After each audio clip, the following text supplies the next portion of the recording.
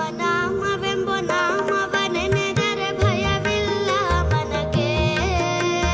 ಮೂರು ಲೋಕಕ್ಕೆ ಕಾರಣಕರ್ತ ನಾರಾಯಣ ಜಗಕ್ಕೆ, ಶ್ರೀಮನ್ನಾರಾಯಣ ಜಗಕ್ಕೆ.